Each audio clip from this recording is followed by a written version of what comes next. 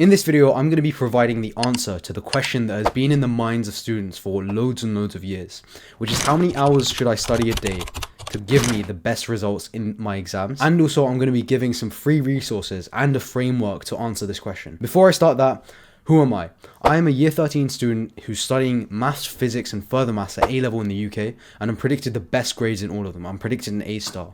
But that's just not my story. I'm not like an NPC student. I used to be a really bad student, and I used to get very mid grades. But when I turned 15 to 16, I went through a massive transformation which just like boosted my grades. And this YouTube channel was created to help students get better at fitness and also academically. So if you're interested in that, click the subscribe button down below. So before I answer the question of how many hours a day should I revise, I want to start off with a story. If you can't tell already, I am ethnically from India. So ever since I was born, I've always been pushed towards academics. And not only that, but I've also been compared to other people who've been revising for a lot of hours a day. If you probably relate to this, you've probably been compared to other people in your family or like people you know who are revising crazy amount of hours, like 15 hours a day, 16 hours a day. But the thing is, when I personally tried to do this, before I got to know self-improvement and productivity, I didn't get any result. I was trying my hardest to revise 8 hours a day, 9 hours a day, but my grades never went up. If you feel like you relate to this message,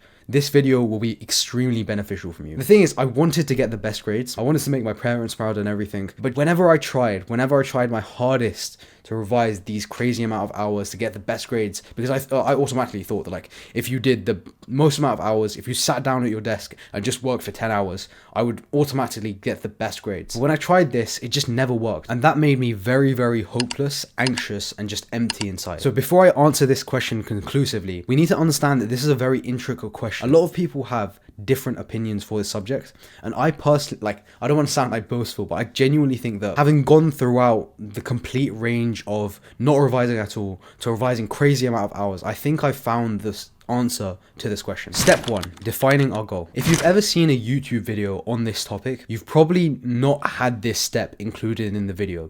And the reason is, when people are watching the video of like how many hours you should study, the viewers always assume that the YouTuber is talking about how many hours should you revise to get the best grades. But that's not always the case. Like, whenever you see another YouTube video like this titled with how many hours a day should you revise, the YouTuber themselves, they may not have tried other methods in the past, so they may just be speaking purely from experience, and that is all right. Like, you can just weigh in with the YouTuber.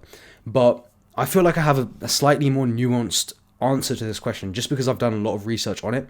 So before we start answering the question at all, we wanted to define our goal. What is our goal here? Our goal is to get the best grades possible in whatever subject you're taking. So if you're taking English, if you're taking GCSEs, you want to get the grade 9. If you're taking A-levels, you want to get the A-star. We specifically want to answer how many hours a day should I revise to get the 9, or how many hours a day should I revise to get the A-star. No one really cares how many hours a day you should revise to get a B, or like just to pass. I mean, you could, but you haven't done. I don't think you need to read the book, The Magic of Thinking Big.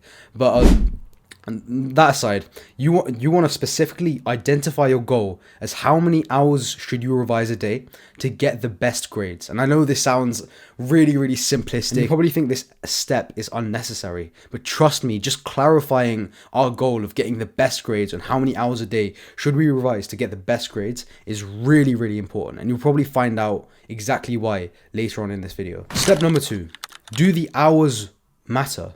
Let me answer the question conclusively. The amount of hours you study per day has no effect on your grade. I guarantee you this.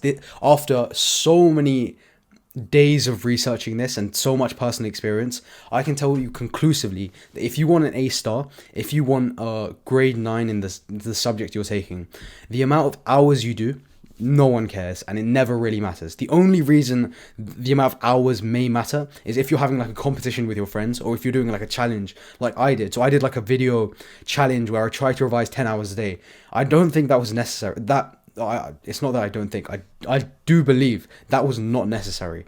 The amount of hours you study per day, please believe me, get this in your head, it doesn't matter for the goal you have. It doesn't matter. It has no effect. And I'm going to try and explain exactly why through an analogy I came up with yesterday. So imagine you had to bake a cake and you were put against someone. So you're competing in baking the best tasting cake, or like the best the best presented cake.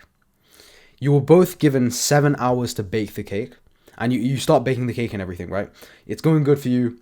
You follow like a plan, like some random plan you found online or something.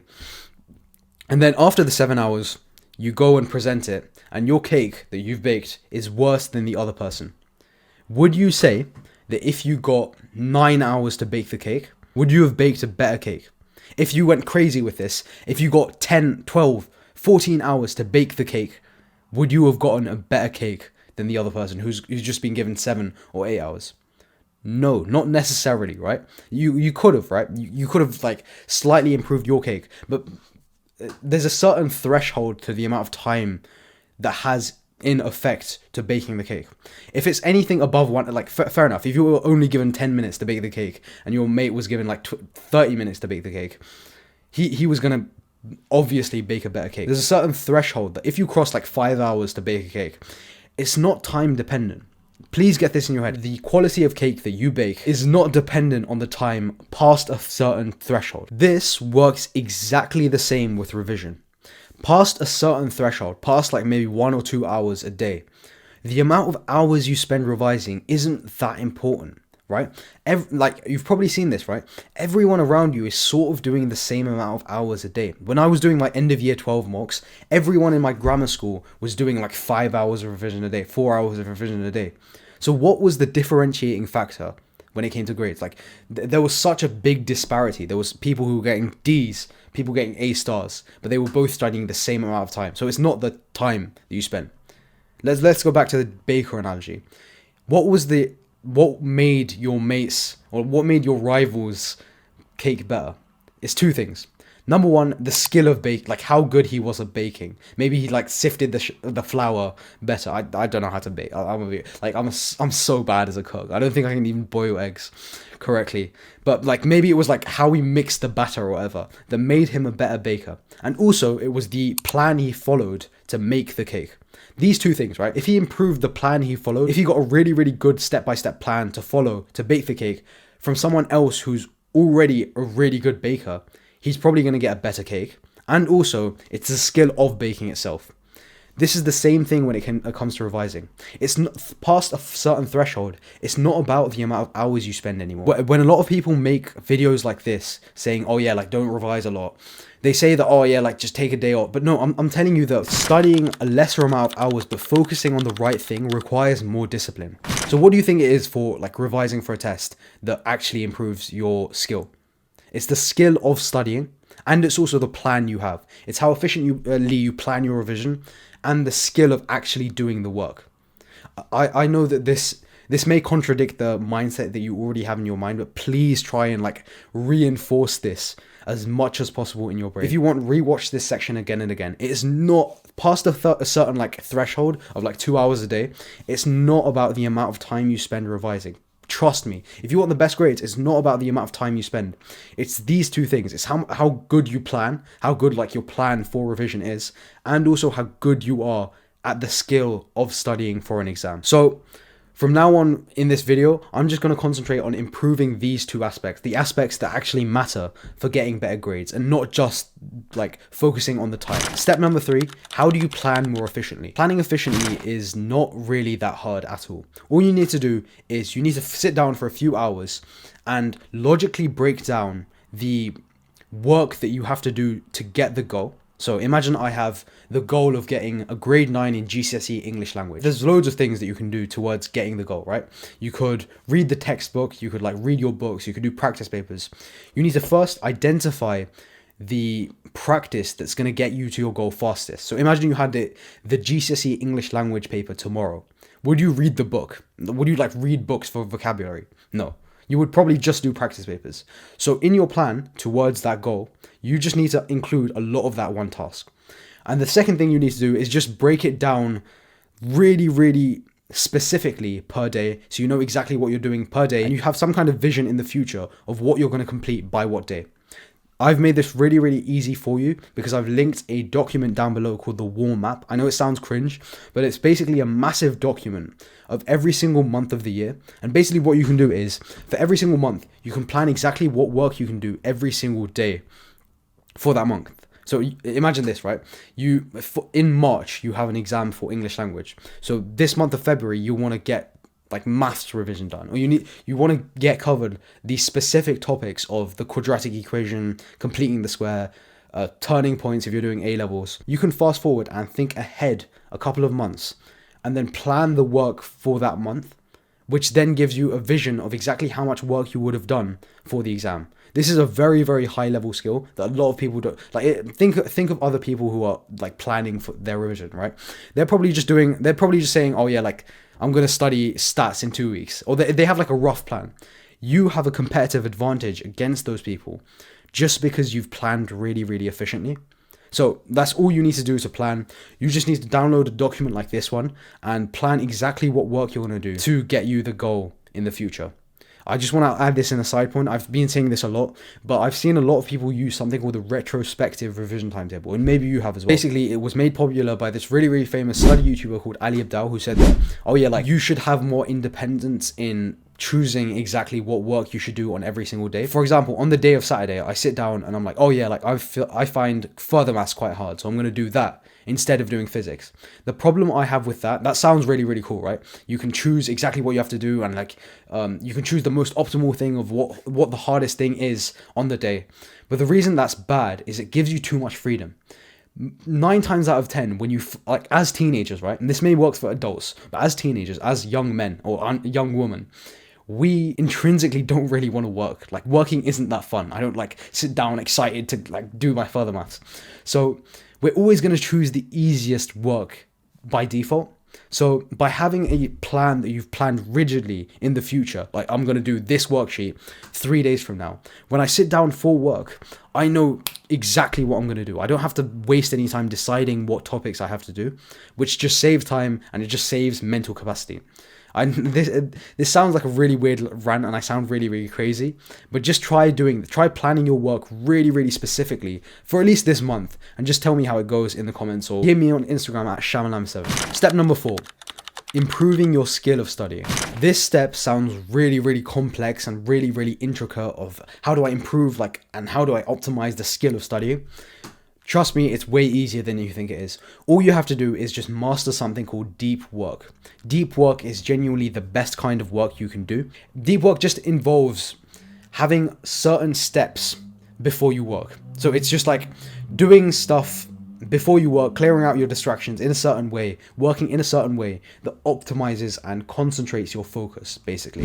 I actually made a full 1 hour guide on exactly how you do deep work for students like us. So if you want to go and watch that, you can go and watch that, make notes, and just follow that, and you will be better than most students at the skill of studying. If you don't want to watch my video and you don't want to watch me ramble on for 1 hour, you can go and read the book Deep Work, because I feel like that's way more in depth of exactly what you have to do. You can go read that book for Deep Work. I'll link it. I'll show you the picture here or something. It's by this guy named Cal Newport, and it's genuinely the best book for improving the skill of working and studying in general. This doesn't just apply to studying itself. It applies for any kind of work, any kind of intellectual work where you have to sit down and do something. So that's basically it.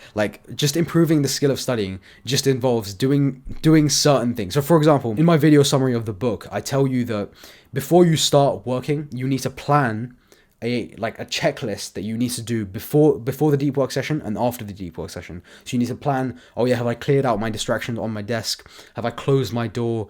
Will I not get up? That's the checklist you make before your session, working session, and then after it you have other things. Basically, it's just more effort to work, but it genuinely 100% pays off if you follow this correctly. After you've done these two things, that you will get the highest. If you're not getting the highest grades, it's probably something to do with your mental state in the exam, and it's not anything to do with how much work you've done. If you do these two things correctly, if you plan correctly, and also if you improve the skill of studying, you're pretty much guaranteed the best grades, unless you have some kind of mental state problem on the day of the exam, which I will make videos on in the future. I'm not a registered mental health expert, but I'm just saying I'll probably make stuff on exactly the mindset you have to have for the exam day, because I don't feel like a lot of people are talking about that on the internet. But genuinely, if you do these two things, you're better than most people. I just want to conclude this video by saying that, you're probably watching this video like, I'll improve the skill of studying, but like, just tell me like a general amount of hours that I have to work for in order to get the best grades at GCSE or A level or like whatever course you're doing. So I'll give you about an approximate amount of hours that if you do consistently, you're better than everyone basically. So if you can do 2 to 4 hours of deep work, I'm not talking about like normal revision studying with music in, I'm talking about deep work, deep focused work. To exactly know what that is, you have to go watch the video or read the book. But if you do 2 to 4 hours of deep work, you'll guaranteed the best grades in whatever you're doing. If you're doing GCSEs, A levels, university, you're just guaranteed the best grades if you just do 2 to 4 hours of deep work. Anyways, that's basically it for this video. Just make notes, rewatch parts of this video if you want to gain more information. Like if you forget this in the future, go rewatch parts of this video. If you want to learn more about self-improvement and how to get the best grades, productivity, fitness, the gym, consider subscribing to this channel. Share this video to someone who studies too much, and I'll see you in the next one. Bye bye.